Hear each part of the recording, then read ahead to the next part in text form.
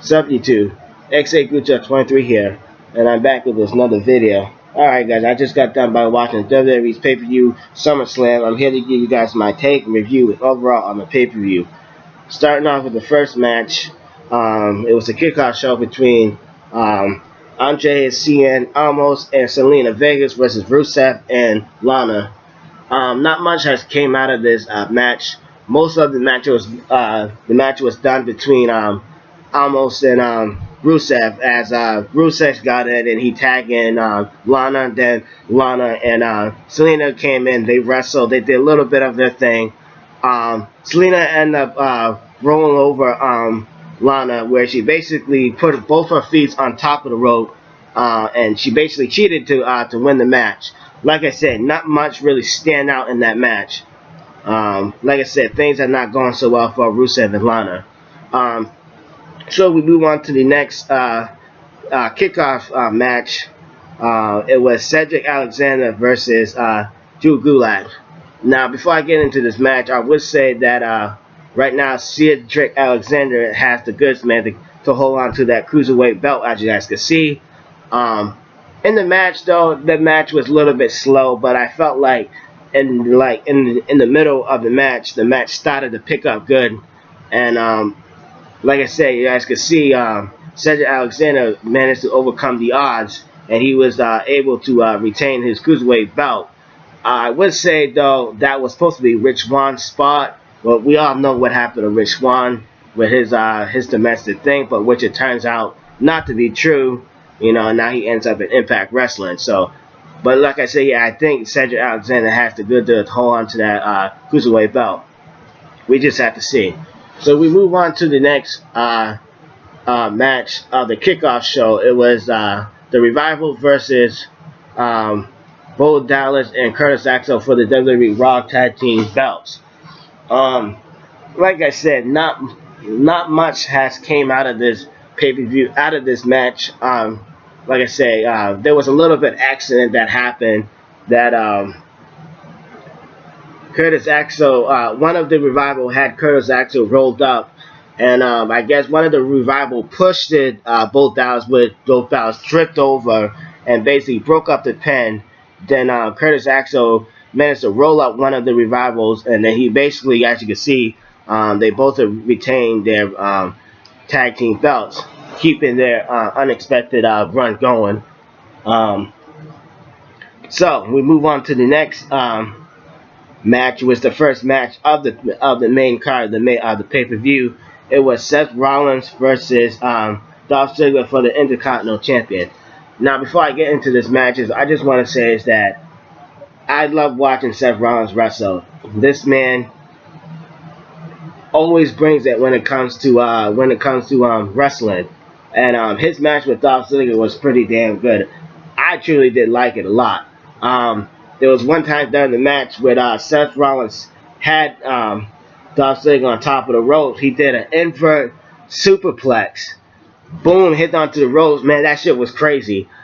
More action that happened into the match was that Drew Galloway went to attack Dean Ambrose by throwing him into the steel steps, which wasn't it? Drew Galloway was going to get ready to interfere with in the match, but then Dean Ambrose managed to came back and he broke up the pin. Then what's his name?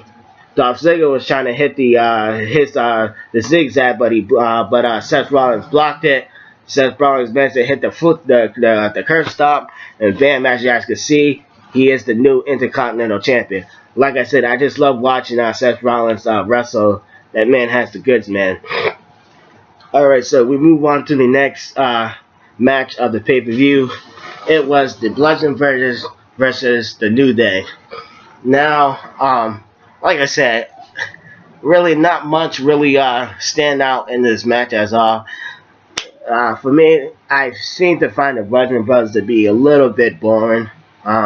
Just no personality comes out of these two guys. I understand that the WWE trying to keep these two as the undestructible force because they've been holding on to those belts for a while now. But like I said, to me it finds it kind of boring that those two guys are the champions. like I said, not really much that stand out in the match alone, but as they were getting close to the match, the Bludgeon Brothers, I think it was Eric Rollins, he basically snaps. He took his mantle and he basically I think he hit it over Big E, and then basically they got disqualified. And as you guys can see, they managed to retain their belt, which the New Day won, but the Bludgeon Brothers retained their tag team belt. All right, so we move on to the next match of the pay-per-view. It was Braun Strowman versus Kevin Owens. If Braun Strowman loses, Kevin Owens takes his Money in the Bank. What can I say? Not much really stand out out of this match. Basically, it was a squash match, which I didn't like. I wish the match at least went on for at least maybe 5 minutes, but that match was mostly like a 2-minute match, so not much I could really say about that match at all. Alright, so we move on to the next pay-per-view. It was Carmella defending her women's championship in a triple threat matchup between Becky Lynch and Charlotte Flair. Now, I could say that this match was pretty damn good. Like I said, any match that had Charlotte Flair in it is pretty good because, like I said, Charlotte Flair can make anybody in the match look good. And I felt like Carmella looked pretty good in the match as well. My only thing I would say about this match was that I just didn't like the ending. I felt like Carmella should still be champion. I mean, to me, it was still fresh and new. But as you can see, Charlotte Flair hit the national selection on Becky Lynch, and she became the 7-time championship. That was not the results that I wanted to see because, like I said, Charlotte Flair has already been in the spotlights for so many times. But what happened was that Becky Lynch was, she was celebrating with Charlotte Flair, and basically Becky Lynch snaps. She turned heel and she just started going ballistic, and she just started attacking Charlotte Flair. She started throwing her all over the place. She even threw her over an announcement player, and she basically just stormed off stormed out of the arena, man. I think that was a good ending. I think that was a pretty good ending because I think now we'll have the friendship, the friend versus friendship storyline. Like I said, I don't know what they're gonna do with Carmella because Carmella did not get pinned. So they could also do that storyline too, where Carmella said, "I didn't get pinned." You know what I mean? So there's still more to this storyline to be told. But like I said, that was a good triple threat match. All right, so we move on to the next next match of the pay-per-view. It was Samoa Joe versus AJ Styles for the WWE Champion. Now, I was really looking forward to this match. Like I said before, I was looking forward to this match, but their version of their match was totally different from what they had in TNA, where it was basically high-flying match. In this match, Samoa Joe and AJ Styles, they were like, how you say, they were at a really slow pace, you know what I mean? I think was that that Samoa Joe and AJ Styles, how I could say is that I wasn't really feeling the match between these two because, like I said, I expected more of what they had back in TNA. And what I remember for the match was that really not much because, like I said, they weren't really the match was just really slow, and then there was really nothing that really came out.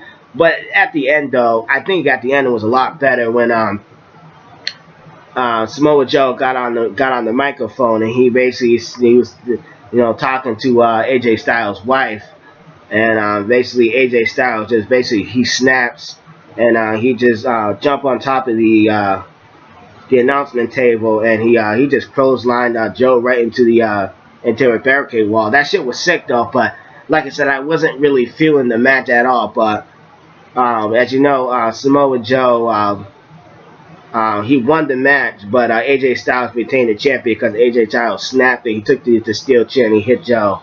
So that would pretty much continue the storyline between those two. Um, like I say, I really did expect more from that match. But we'll see what more their storyline will have been told. So, yeah, we move on to the next match of the pay-per-view. It was The Miz versus Daniel Bryan. I would have to say this is one of the best feuds that these two had in a while. You know, that was 8 years that these guys been going at each other, and I guess this was it to settle the score. What I remember through the match was that match was pretty damn good. The Miz and Daniel Bryan were basically, they were just pretty much just mimicking each other. Miz was just basically, he was just making a fool out of Daniel Bryan. He was just kicking him. He was just mimicking his chest movement. I mean, he was just making Daniel Bryan look like a fool, but Daniel Bryan didn't give up. He still came back, keep fighting. And then one thing that happened during the match was that The Miz basically went over to his wife, and Marie slipped something into his hands, which was the brass knucks. The brass knucks. You know, Daniel Bryan went back in. Daniel Bryan was getting ready to jump out the ropes, but The Miz hit Daniel Bryan with the brass knucks, and you know how The Miz had to dispose of the evidence so the referee doesn't find out.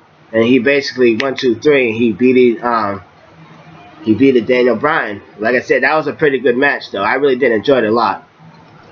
Sucks like that, but it was a pretty good match, though. All right, so we move on to the next match of the pay-per-view. It was Finn Balor versus Constable Baron Corbin. Really, to be honest though, this match was pretty boring. It just sucks. It just sucks. It was more or less another squash match, and only thing that was cool about the match was just Finn Balor's tattoo. Basically, that's about it. But other than that, nothing really stand out in that match. So we move on to the next match of the pay-per-view. It was Shinsuke Nakamura defending his United States Championship against Jeff Hardy. I would say this one was also a pretty good match as well. I like how both Shinsuke Nakamura and Jeff Hardy were basically mimicking each other. I felt like when Jeff Hardy did the "come on" and then he started to do the little zombie dance, I thought that was a little bit funny. But yeah, this match was pretty good. It was back and forth. I felt like when Jeff Hardy got to the top of the ropes to do the swan time from the top ropes, but to hit Shinsuke Nakamura, but Shinsuke Nakamura would dodge it. I thought Jeff Hardy was dead after that. But that shit was awesome though. But you know, Shinsuke managed to get Jeff Hardy back to the ring, and he hit his special. And he finished off Jeff Hardy to retain the United States Championship. And after that, Randy Orton comes out, basically just to shake his hand, and basically it was just over from there. Alright, so we move on to the next match of the pay-per-view. It was Ronda Rousey versus Alexa Bliss for the Women's Raw's Championship. Once again, Ronda Rousey looked good, man. She just basically ragdolled Alexa Bliss. More or less, that was just a squash match. She basically just ragdolled Alexa Bliss. Like, she just made it look like Alexa Bliss didn't even belong there. Like I said, my only problem with this is that I'm not feeling Ronda Rousey being champion. I felt like it's too early for Ronda to be champion because I still feel like she still needs to prove more herself to be champion, but like I said, WWE needs to make money. And also, I felt like I felt like going into this match, I thought somebody was going to interfere. I thought Stephanie McMahon was going to interfere to cost Ronda Rousey the championship, because I felt like that was going to be the roadblock to stop Ronda Rousey. Somebody was always going to interfere in her match, but I was wrong. WWE stuck with their guns, and they gave Ronda Rousey the Women's Championship. You know, so there's not much I can say, but I can say it's congrats to Ronda Rousey. But like I said, I'm still not feeling her being championship. I still think it was way too early to give her the championship. Alright, so we move on to the last match of the pay-per-view, and it was Brock Lesnar defending his WWE Universal Championship against Roman Reigns. Before we was going to start the match, Braun Strowman came out. He basically said that whoever wins, he's going to cash his Money in the Bank. But during the match, when the match started, Roman Reigns just started the Superman punch Brock Lesnar. Started Superman punch Brock Lesnar. Spear. Brock Lesnar reversed it. He had Roman Reigns in the guillotine. Roman Reigns powered out. Like I said, also the thing that happens too is that my WWE stream was actually going on and off during, so I actually missed a little bit, but it came back on, and I saw Brock Lesnar went outside the ring and he F5 Braun Strowman, and Brock Lesnar went to get a chair to hit Roman, but then Roman hit the final spear, and he basically won the Universal Champion, as you guys could see. And so I guess we won't be able to see Braun Strowman cash in, because that's how they end the show, just right there. So, but yeah, you guys tell me what you think of the pay-per-view. Like I said, I wasn't feeling some of these I felt like some of these matches were rushed as well. Like I said, I felt like some of them were rushed as well. But if I had to give you my rating on the pay-per-view, I would probably say 7.5. That's my rating on the pay-per-view. Because like I said, I'm not feeling some of these matches. Because like I said, some of them were rushed. I felt like the main event was a little bit rushed. The Ronda Rousey match was more or less rushed as well. Even though it was a squash match, you know, and he had, what's his name, Finn Balor, that was a little bit squash match as well. Then you had Braun Strowman, who also was a squash match as well. But yeah, I give it a 7.5 for the pay-per-view. You guys tell me what you think in the comment section below. I'm going to go to bed. You guys have yourself a good night. Be safe. And God bless you all.